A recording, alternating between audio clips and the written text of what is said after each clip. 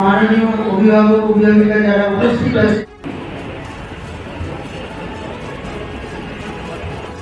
প্রাদেশিক বিজ্ঞান মেলা 2025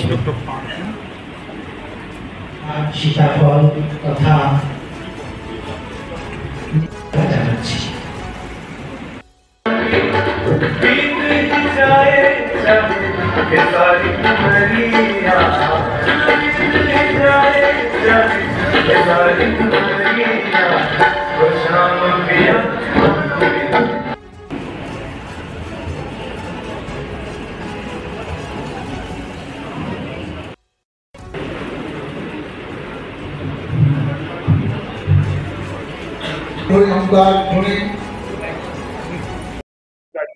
আমার নাম জগন্নাথ দাস। আমি বিদ্যাভারতী উত্তরবঙ্গের সভাপতির দায়িত্ব পালন করছি। আজকের কর্মসূচি বিজ্ঞান মেলা বিদ্যাভারতীর তত্ত্বাবধানে উত্তরবঙ্গ প্রান্তের হচ্ছে। প্রাদেশিক বিজ্ঞান মেলা বলা হয়। এই প্রাদেশিক বিজ্ঞান মেলাতে উত্তরবঙ্গের আমাদের দৃষ্টিতে 7টি জেলা, সেই 7টি জেলা থেকে সমস্ত স্কুল থেকে অর্থাৎ বিদ্যালয়ের স্তরে তাদের প্রতিযোগিতা করে তাদের মধ্যে যারা প্রথম স্থান অধিকার করেছিলেন তারা সংকুলে গেছিল, সংকুলে যারা প্রথম স্থান অধিকার করেছিল তারা জেলায় গেছিল, জেলাতে যারা প্রথম স্থান অধিকার করেছে তারা আজকে প্রান্ত স্তরে অর্থাৎ প্রদেশ স্তরে প্রতিযোগিতার জন্য এসছে। আজকে 19 জুলাই শুরু হয়েছে, আগামীকাল 20 জুলাই আমাদের এটা শেষ হবে। আর এই ধরনের অনুষ্ঠান আমরা প্রতি বছর করে থাকি।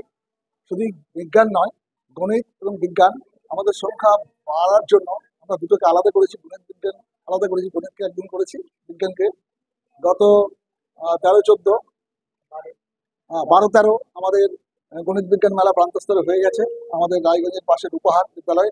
আজকে আমাদের প্রান্ত স্তরের শুধু বিজ্ঞান মেলার প্রতিযোগিতা চলছে। এই প্রতিযোগিতায় চতুর্থ শ্রেণী থেকে শুরু করে দ্বাদশ শ্রেণী পর্যন্ত সমস্ত ভাই বোনেরা এখানে অংশগ্রহণ করেছে। এই প্রতিযোগিতায় 4টি মূল বিষয় আছে। একটা হচ্ছে সায়েন্স মডেল বা বিজ্ঞান প্রদর্শন, সায়েন্স কুইজ বা বিজ্ঞান প্রশ্নমঞ্চ, একটা হচ্ছে সায়েন্স রিডিং অর্থাৎ পত্র বাচন, আর একটা হচ্ছে প্রয়োগাত্মক বিজ্ঞান অর্থাৎ বিজ্ঞানের যে সমস্ত সত্য সেগুলোকে প্রয়োগের ক্ষেত্রে প্রয়োগ করে আমাদের জনজীবনের কি কি সুবিধা করতে পারি সেই ক্ষুদে ছাত্রছাত্রীর মধ্যে দিয়ে সেই চেতনা এবং সেই প্রয়াসটা অনুশীলনের মধ্যে দিয়ে তার আনন্দ নেওয়া। সবাই যে বিজ্ঞান হবে তা নয়, কিন্তু তাদের মধ্যে যে সত্যতা আছে সেই আনন্দ গ্রহণ করা, বিজ্ঞানের যে এই যে সত্য তাকে প্রয়োগ করতে গিয়ে তাদের যে শ্রম সেই শ্রমের প্রতি তার মর্যাদা পাচ্ছে। এর মধ্য দিয়ে তাদের যেমন বিজ্ঞানের প্রতি ভালোবাসা জন্মাচ্ছে, তেমনি ভবিষ্যতে বিজ্ঞানের প্রতি যদি ভালোবাসা বা আকর্ষণ জন্মায় হতে পারে এদের মধ্যে কেউ একজন বিজ্ঞানী, হতে পারে কেউ একজন আমাদের ভারতবর্ষের উজ্জ্বল করার জন্য পৃথিবীর শ্রেষ্ঠ আসন হতে পারে, এরকম একটা পরিকল্পনা আছে। তার সঙ্গে সঙ্গে ভারতবর্ষের যে অতীত ইতিহাস আমাদেরকে ভুলিয়ে দেওয়া হয়েছে, যে কোনো কারণে হোক ভুলে গেছিলাম, সেটাকে আবার স্মরণ করে দেওয়া হচ্ছে। ভারতবর্ষে অতীতে বিজ্ঞান অনেক উন্নত ছিল, যে আজকের বহির্বিশ্বের যে বিজ্ঞান যে উন্নত স্তরে পৌঁছে সেই শিখরে, সেই অতীতে ভারতবর্ষ সেই শিখরে পৌঁছে গেছিল।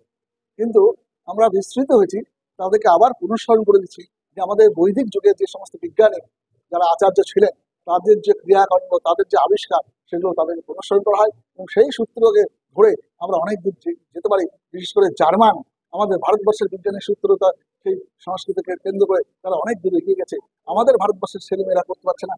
সেই জায়গায় আমরা চেষ্টা করছি। বিদ্যাভারতী এই প্রচেষ্টা শুধু ভারতবর্ষ নয়, ভারতের বাইরে বিদ্যাভারতীর দ্বারা পরিচালিত যে সমস্ত বিদ্যালয় সেখানকার ভাই বোনদেরকে এই প্রয়াসী করছেন। এই উদ্দেশ্য নিয়ে আমাদের বিজ্ঞান এখানে আমাদের প্রদেশে 116টা বিদ্যালয় আছে।